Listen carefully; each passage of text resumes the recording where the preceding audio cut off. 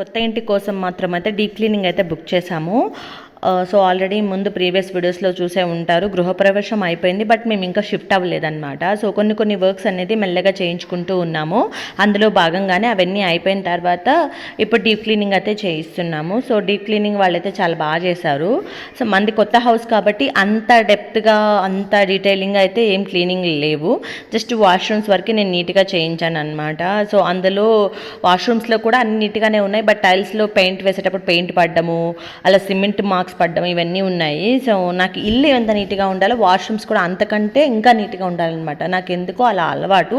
So అందుకని first అయితే వాష్రూమ్స్ని అయితే క్లీన్ చేయించేసి డీప్ క్లీనింగ్ అయితే చేశాము. చాలా బాగా చేసినారు. సో మార్నింగ్ 11కి వచ్చారు, ఈవినింగ్ 5:36కి అంతా వైండప్ చేశారనమాట. అంత నీట్గా చేస్తారు. ఇంకా వాళ్ళు వెళ్ళిపోతే నేను ఇంకా బయట ముగ్గు పెడతామని చెప్పేసి బయట అన్నీ రెడీ చేసి పెట్టేసుకున్నాను. సో ఇంకా వాళ్ళు అన్నీ సెట్ చేసుకొని, అంటే లిక్విడ్స్ మొత్తం అన్నీ వాళ్ళు తెచ్చుకుంటారు, జస్ట్ మనం దగ్గరుండి చేయించుకోవాలి అంతే. సో వాళ్ళు ఇంక వెళ్ళిపోయిన తర్వాత నేను బయట మాప్ పెట్టేసి ఇలా చక్కగా ముగ్గు అయితే పెట్టేసుకున్నాను. ఇంకా అక్కడ ఉండడం లేదు కాబట్టి వెళ్ళినప్పుడు ఇలా నీట్గా ముగ్గేసుకొని అయితే వచ్చేస్తాను. సో తొందరలో అయితే హౌస్ కూడా షిఫ్ట్ అయిపోతాము. సో అక్కడ నుంచి మంచి వీడియోస్ అయితే పోస్ట్ చేస్తాను. ఈ వీడియోకి అయితే ఇంతే. మళ్ళీ మరొక వీడియోతో కలుద్దాం గైస్. బాయ్.